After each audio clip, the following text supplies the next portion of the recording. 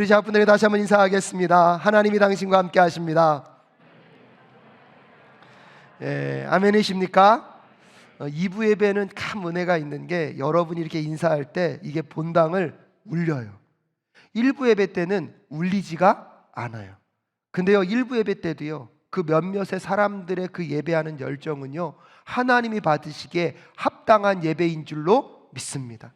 여러분, 2부 예배의 은혜를 더 풍성하게 누려가시는 우리 사랑교회 성도들 되실 수 있기를 주님의 이름으로 축복합니다. 1부에 참석하시는 그 한 사람 한 사람의 영혼이 너무나 귀하고 소중합니다.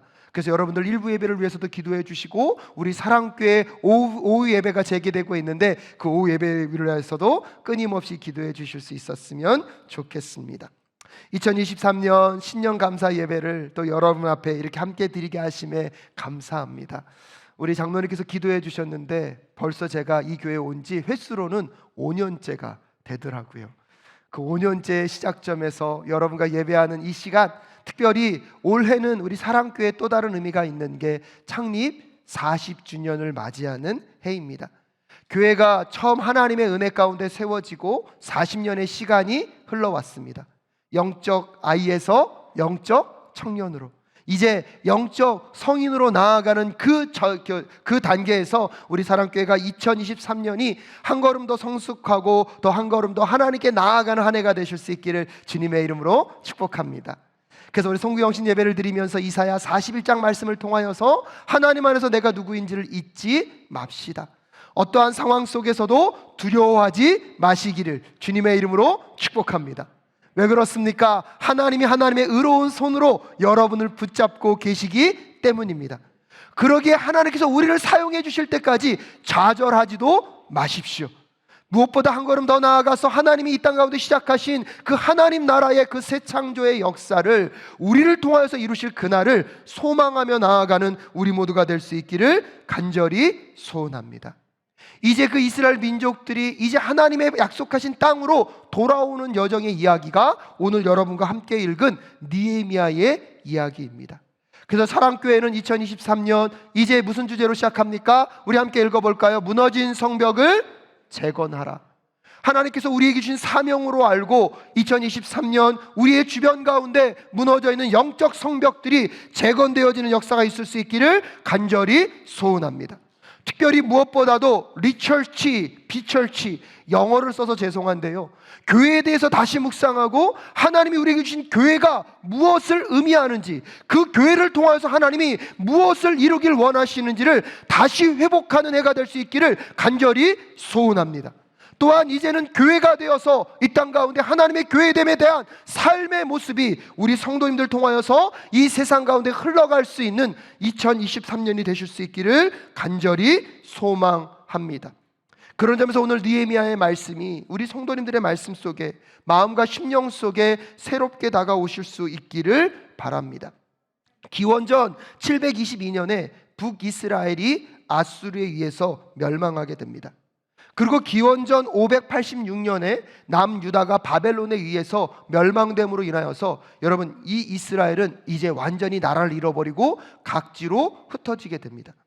바벨론의 포로 정책은요, 이들을 끌어다가 자기네 나라로 데리고 가는 정책이었습니다. 그래서 바벨론에 의해서 수많은 이스라엘 민족들이 바벨론 지역으로 강제 이주를 할 수밖에 없었고요. 근데 그 바벨론 다음에 등장한 나라가 페르시아입니다. 근데 이 페르시아는요, 식민지 정책을 포로로 끌고 있는 게 아니라 각자의 나라로 다시 돌려보내게 됩니다. 그래서 바벨론이 멸망하고 페르시아가 왕권을 차지함으로 인하여서 이스라엘 민족들은 3차에 걸쳐서 자기의 본국으로 돌아가게 됩니다. 1차는요, 1차 포로 귀환은 그것을 이끌었던 리더는 수룹바벨입니다. 이 수룹바벨에 의해서 이 예루살렘에는 성전이 재건이 되었습니다. 여러분, 얼마나 아름다운 일입니까? 하나님을 예배하는 초소를 잃어버리고 예배를 잃어버렸던 이스라엘 민족에게 성전이 재건됨으로 인하여서 하나님을 향한 예배의 초소가 회복되었습니다. 그리고 나서 2차로요, 포로기환이 이루어지는데 그 리더는 에스라였습니다. 에스라가 예루살렘 땅으로 돌아갔을 때 성전이 재건되어서 이스라엘 민족들이 이제 하나님을 향한 마음이 회복될 줄 알았는데, 문제는 뭐예요? 성벽이 아직 재건되지 않음으로 인하여서 수많은 이방 민족들의 공격과 핍박 속에 그들도 모르게 그들이 하나님을 섬기는 것이 아니라 이방 신들을 섬기는 사람들로 또 변질되어 있는 것입니다. 에스라가 도착하였을 때 이스라엘 민족의 위기는 하나님을 잃어버린 것이라는 것을 절감하고 피를 토하는 심정으로 하나님의 말씀인 율법서를요 에스라가 낭독합니다. 근데 놀라운 일은 무엇이냐면 하나님의 말씀에는 능력이 있습니다. 아멘이십니까? 하나님의 말씀은 살아있고 운동력이 있습니다. 그 말씀이 선포되는 그 순간에 이스라엘 민족 가운데 영적인 놀라운 각성의 역사가 일어나게 됩니다. 그래서 2차 포로 귀환은요 영적 재건이 이루어지게 되는 것입니다. 에스라가 이 영적 재건을 이루고 나서 이것을 견고하게 하려고 성벽을 쌓으려고 합니다. 근데 문제는 무엇이냐면 이스라엘 주변 나라들이요 이 이스라엘의 부흥을 원하지 않기 때문에 성벽 공사를 방해합니다.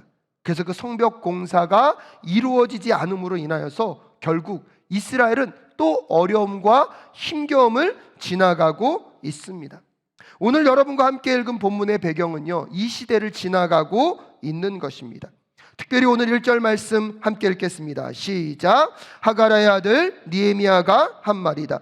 20년 기슬월에 내가 도성 수산에 있을 때에 라고 이야기하면서 느헤미야가 의도적으로 그 시기를 밝혀주고 있습니다. 시기가 언제입니까? 20년 기슬월. 이것은 언제이냐면 1차 포로 귀환 때에 스룹바벨에 의해서 성전이 재건되려고 첫 삽을 뜨기 시작할 때로부터 90년 전입니다. 그리고 성전이 완공이 되고 나서는 70년이 지난 시간이 오늘 느헤미야가 말하고 있는 20년 기슬르월이라고 할 수 있습니다. 성전이 완공되었는데 70년 동안 여러분 무엇이 재건되지 않았습니까? 성벽이 재건되지 않았습니다. 그래서 많은 사람들이 어려움과 고통과 힘겨움 가운데 살아가고 있는 상황입니다. 마치 뭐와 똑같냐면요 70년 전에 우리나라가 6.25 전쟁으로 온 나라가 황폐해졌습니다. 그런데 황폐해지고 나서 서울에 정부 청사 하나만 달랑 지어놓고 나머지 모든 공사는 진행이 되지 않은 것입니다. 그 황폐한 땅에서 우리의 자녀들이 먹고 살고 우리의 가족들이 지내는 그 환경, 여러분 서울시의 역사를 가만히 들여다보면 6.25 전쟁이 일어났을 때 우리나라가 얼마나 황폐했는지를 사진으로 볼 수 있습니다. 그 정도의 환경이 하나도 복구되지 않고 그 상태로 유지되어 오는 상황이 마치 지금 뭐와 똑같습니까? 느헤미야가 오늘 살아가고 있는 그 시대 속에 예루살렘이 경험하고 있는 어려움과 힘겨움이라는 것이. 하지만 하나님은 그 민족을 불쌍히 긍휼히 여기시고 느헤미야를 통하여서 예루살렘을 회복하십니다. 느헤미야는 어떤 사람이었기 때문에 여러분 예루살렘의 이런 회복의 역사를 이룰 수 있었을까요? 첫 번째로 기억하셔야 합니다. 느헤미야는요 하나님 일에 관심을 갖고 있었던 사람입니다. 느헤미야가 살고 있는 이 페르시아의 도성 수산과 예루살렘은요 1300km가 떨어져 있는 거리입니다. 느헤미야가 하고 있는 일은 무엇이냐면 2장 1절에 보면 이렇게 소개하고 있습니다. 아닥사스다 왕 20년 니산월에 나는 왕에게 수를 따르는 일을 맡았다. 느헤미야가 무슨 일을 하고 있습니까? 수를 따르는 일을 맡았다고요. 근데 어떤 분들은 어이구 수를 따르는 이 일은 굉장히 하찮은 일로 여기는데 여러분 그렇지 않습니다. 고대 근동에서 이 페르시아의 왕은요 끊임없는 암살의 위협에 노출되어 있었습니다. 수없이 많은 사람들이 암살을 시도하려고 하였기 때문에 가장 믿을 만한 사람, 가장 신뢰할 만한 사람에게 그 왕이 먹는 모든 음식을 뭐하게 했냐면 점검하도록 했습니다. 그렇기 때문에 이 술 맡은 사람들은요 학식과 지혜와 무술이 출중해야 됐고요 외모도 탁월해야지만 뽑힐 수 있었던 사람들입니다. 그래서 고대 근동에서는 이 직을 맡고 있는 사람은요 높은 관직으로 인정이 되었고 나라의 모든 사람들이 존경할 만한 사람이 곧 이 일을 맡고 있는 사람입니다. 여러분 느헤미야는요 페르시아의 백성도 아닙니다. 오히려 포로로 끌려왔다가 이민자로 살고 가고 있는 이민자의 2세의 삶이었습니다.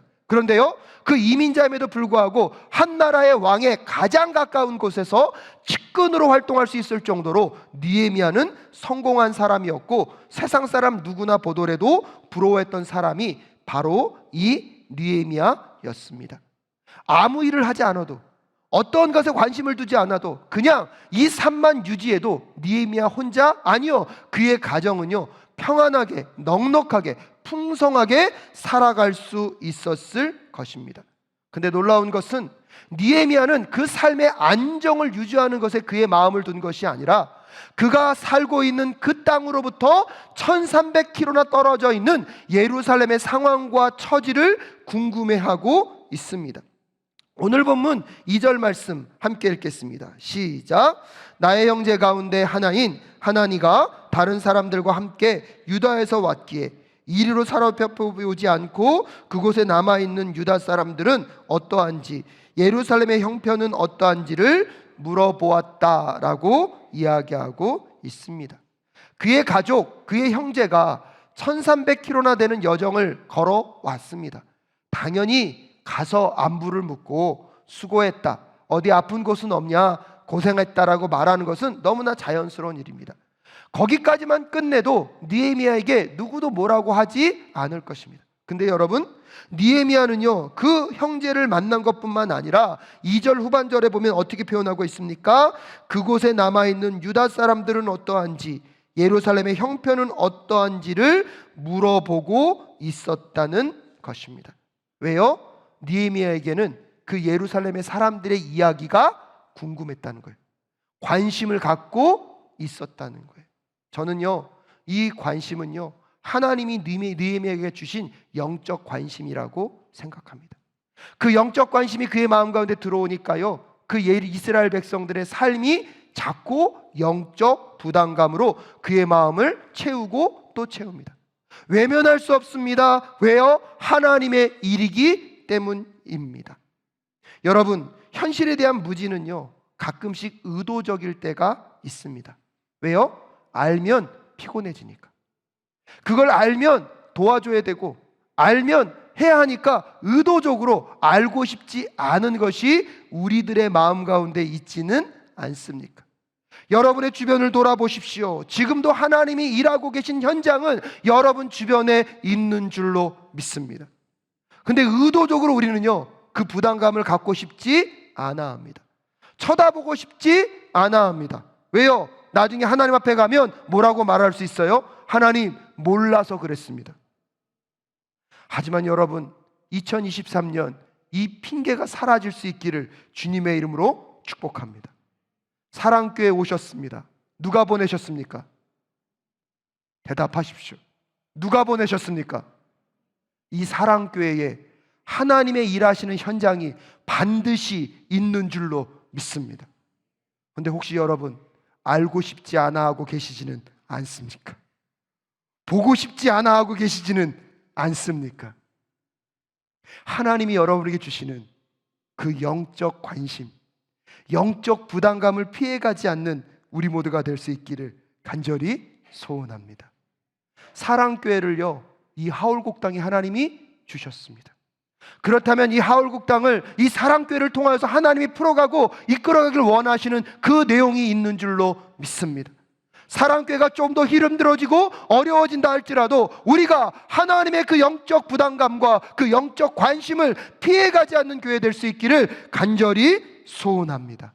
그렇기 때문에 2023년 여러분 TV를 볼 때나 유튜브를 볼 때나 여러분의 가정, 여러분의 직장, 여러분의 이웃들과의 만남 속에 하나님이 여러분에게 주시는 여러분의 생각에 머무는 그 관심들을 가볍게 여기지 않으실 수 있기를 주님의 이름으로 축복합니다. 느헤미야에게는요 그것이 이스라엘 민족이었어요. 특별히 어디에 살고 있는요? 예루살렘에 살고 있는, 그들의 고통과 아픔 가운데 오늘도 이 느헤미야는 함께 궁금해하며 1300km를 다녀왔던 그 친구가 있다는 것, 형제가 있다는 것을 알고 그곳의 처지와 환경을 묻고 있습니다. 오늘 2023년을 시작하면서 여러분에게 하나님이 맡기길 원하시는 그 삶의 현장으로 나아가는 우리 사랑교회 성도들 되실 수 있기를 간절히 소원합니다. 그것이 카이로스일 수도 있고요, 어쩌면 평범한 내 이야기를 통하여서 예수님의 이야기를 전해보겠다고 그 오랜 기간 교제하고 나누었던 뮤지컬의 이야기가 될 수도 있을 것입니다. 노숙자의 이야기, 독거노인에 대한 이야기, 보호종료 시설 청소년에 대한 이야기, 장애인에 대한 이야기, 청년들에 대한 이야기, 노인들에 대한 이야기, 우리 주변에 수없이 많은 이야기들, 오늘도 하나님이 우리에게 만나게 하시고 경험케 하시는 그 영적 부담감, 그 영적 관심을 피해가지 않도록 주님 도와주시옵소서. 오히려 한 걸음 더 나아가 하나님과 함께 그 일을 감당하며 나아가는 우리 모두가 될 수 있게 하여 달라고 함께 결단하며 나아가는 오늘 이 시간 되실 수 있기를 주님의 이름으로 축복합니다. 느헤미야는 그런 하나님의 일에 관심이 있을 뿐만 아니라 두 번째로요, 느헤미야는요 거룩한 부담감에 눈물로 반응했던 사람입니다. 우리 3절 말씀 함께 읽겠습니다. 시작. 대답하였다. 사로잡혀 오지 않고 그 지방에 남은 사람들은 거기에서 고생이 아주 심합니다. 업신여김을 받습니다. 예루살렘 성벽은 허물어지고 성문들은 다 불에 탔습니다라고 이야기하며 처절한 그곳의 상황이 느헤미야에게 전달되었습니다. 그 얘기를 듣자 느헤미야가 어떻게 반응합니까? 4절 말씀입니다. 함께 읽겠습니다. 시작. 이 말을 듣고서 나는 주저앉아서 울었다. 나는 슬픔에 잠긴 채로 며칠 동안 금식하면서 하늘의 하나님께 기도하였다라고 통곡하고 있습니다. 여러분, 이 장면을 가만히 상상해 보십시오. 그 얘기를 딱 듣자마자 느헤미야가 털썩 주저앉았다는 의미는 무엇입니까? 다리에 뭐가 풀린 겁니까? 힘이 풀린 겁니다. 여러분, 다리에 힘이 풀릴 때는 어떤 상황입니까? 들을 만한 상황입니까? 듣기 어려운 얘기를 들었을 때 다리에 힘이 풀리는 것입니다. 그 정도로 느헤미야는 그것에 대한 마음이 있었고 사랑이 있었어요. 근데 그것의 고통과 아픔과 슬픔의 이야기가 그의 마음 가운데 찾아오자 그는 주저앉아서, 여러분, 제가 상상해 보니까 성경은 얘기하고 있지 않지만 엉엉 울었을 것 같아요.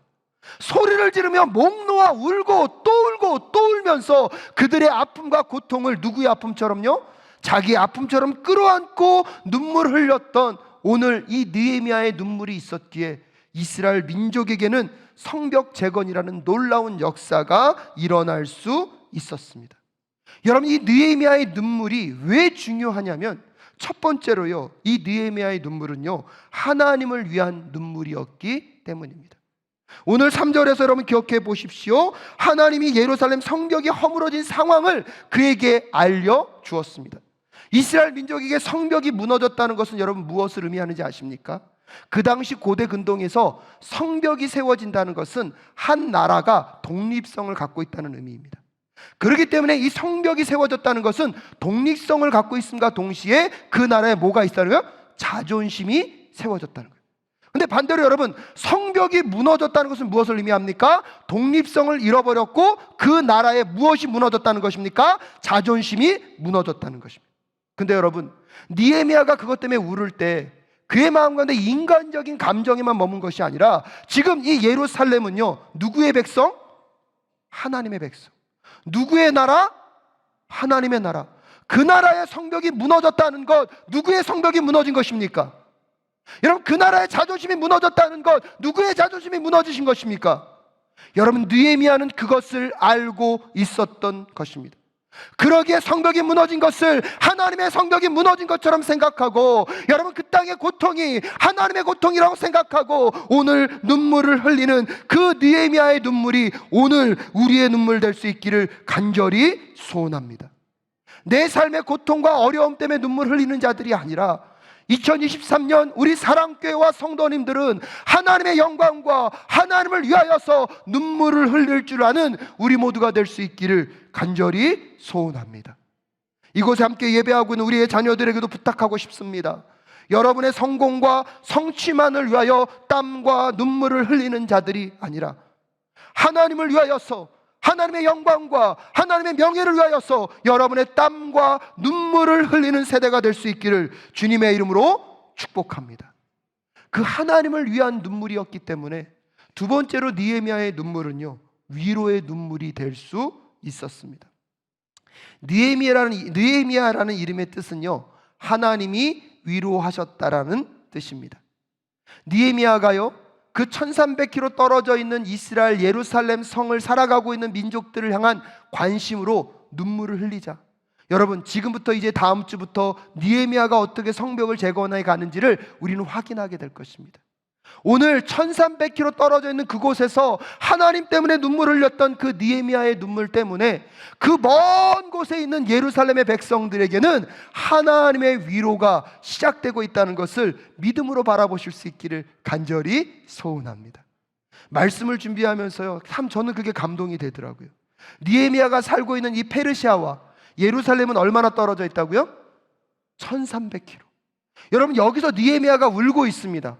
근데 예루살렘의 사람은 이 변화를, 이 시작을 느끼고 있을까요? 전혀 모르고 있을까요? 예, 전혀 모르고 있을 거예요. 이들은 여전히 고통과 아픔과 그 슬픔 속에 살아가요. 근데 그 과정 속에 하나님이 하나님의 사람 느헤미야를 세우셔서 1300km 떨어진 그곳에서 하나님을 향한 눈물을 흘리게 하시고 하나님이 이 민족을 향한 눈물을 예비하고 계심을 믿음으로 바라보실 수 있기를 주님의 이름으로 축복합니다.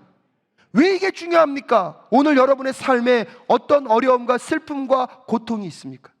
지금 예루살렘의 성벽이 다 무너져서 그 속에서 살아가고 있는 사람들이 경험하고 있는 고통과 슬픔을 여러분이 경험하고 계십니까? 여러분, 내 눈에 보이지 않고 내 손에 만져지지 않지만 하나님이 열방을 통하여서 우리를 위로할 그 위로의 눈물을 지금 준비하고 계신 줄로 믿습니다. 여러분, 그렇게 고민해 보니까 제가 세문안교회 이야기를 찾아보다 보니까 북부장로교에서 처음으로 우리나라에 파송된 언더우드 선교사라는 한 분이 계시더라고요. 누구도 한국 땅이 너무나 위험한 지역이어서 선교사로 가지 않으려고 하는 그 상황 속에 하나님이 언더우드 선교사님 마음속에 이런 마음을 주셨대요. 한국에 갈 사람이 하나도 없다니 한국은 어떻게 될까? 여러분, 그 먼 곳에서 언더우드 선교사님이 결단하고 헌신합니다. 1885년 4월 5일 오후 3시에 마침내 제물포항의 아펜젤러와 함께 한국에 오게 되었고요, 그것으로 한국의 선교 역사는 시작되었습니다. 제가 구글에서 찾아보니까요, 한국과 미국의 거리가요 1750km래요 1300km에 비하면 약 10배 정도 되더라고요. 한국의 회복을 위해서 하나님이 더 먼 거리에 있는 선교사를 준비하셨습니다. 더 놀라운 사건은 무엇입니까? 이 땅이 죄로 인하여서 모든 것이 깨어지고 죄로 인하여서 소망이 없는 삶을 살아가고 있는 우리들을 위하여서 하늘에 계신 하나님이 그때부터 우리의 눈물의 위로를 준비하고 계셨음을 여러분 믿음으로 바라보실 수 있기를 주님의 이름으로 축복합니다. 한국과 미국의 거리와 비교할 수 없는 하늘과 땅의 그 먼 거리의 여정 속에 하나님이 온 인류를 구원하기 위하여서 십자가의 눈물의 위로를 준비하고 계셨습니다. 그렇기 때문에 여러분, 우리가 누군가의 위로의 눈물이 되어 주어야 하듯이 여러분의 삶을 향한 하나님이 예기치 않은 그 눈물의 기도가 준비되고 있다는 사실을 꼭 기억하실 수 있기를 주님의 이름으로 축복합니다. 그러기에 여러분, 절망하지 마십시오. 오늘 내가 그 고난과 고통 속에 나만 혼자 지나가고 있는 것 같지만 하나님이 여러분들을 위한 예기치 않은 그 눈물의 위로를 준비하고 계신 줄로 믿습니다. 그래서 우리도 우리 주변에 나에게 허락된 그들에게 하나님의 마음으로 그들을 위로할 눈물의 위로자들이 되실 수 있기를 주님의 이름으로 축복합니다. 2023년을 시작하면서 우리 사랑교회가 또 이제 새로운 출발점에 세워지면서 저는요, 우리 사랑교회가 우리 교회만을 위한 교회가 되지 않을 수 있기를 간절히 소원합니다. 어떤 의미에서 보면 우리가 한국교회를 품는다는 것, 여러분 그건 말이 안 될 수도 있을 것입니다. 하지만 오늘 느헤미야처럼 하나님의 마음을 갖고 코로나가 지나가면서 한국 사회 속에 한국교회가 얼마나 많은 지탄을 받고 있습니까? 이번에도요, 종교기관 신뢰조사에서 기독교가 최하 점수를 받았습니다. 여러분, 그 이유는 어디에 있다고 생각하십니까?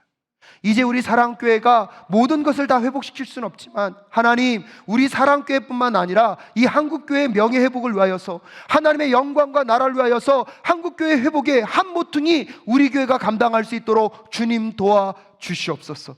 그래서 느헤미야처럼 하나님의 일에 관심을 갖게 하시고 하나님이 주시는 그 영적 부담감, 영적인 그 관심을 외면하지 않는 우리 모두가 될 수 있기를 간절히 소원합니다. 하나님이 그 관심과 그 헌신과 그 눈물을 통하여서 우리 사랑교회를 이 민족 가운데 아름답게 사용하실 줄로 믿습니다. 하나님을 향한 눈물이 있는 교회가 될 수 있도록 주님 도와 주시옵소서. 하나님, 그리하여서 우리가 다른 누군가에게 위로의 눈물이 될 수 있도록 주님 도와 주시옵소서. 그 인생들을 향한 하나님의 위로의 눈물이 여러분을 향하여 있다는 사실을 꼭 기억하시고, 여러분 2023년도 하나님과 함께 느헤미야의 눈물을 품고 살아가시는 우리 모두가 될 수 있기를 간절히 소원합니다. 그 여정이 쉽지는 않으실 것입니다. 이스라엘 민족들이 예루살렘으로 돌아가는 여정 가운데 수많은 광야와 어려움들을 지나갈 수밖에 없을 것입니다. 하지만 하나님은 그 여정을 향한 위로자들을 이미 예비하고 계시기에 넉넉하게 감당해 가시는 우리 사랑교회 성도님들 되실 줄로 믿습니다. 우리 이 찬양, 또 새로운 찬양에서 너무 죄송한데 여러분, 올 한 해 여러 번 자주 부를 찬양입니다.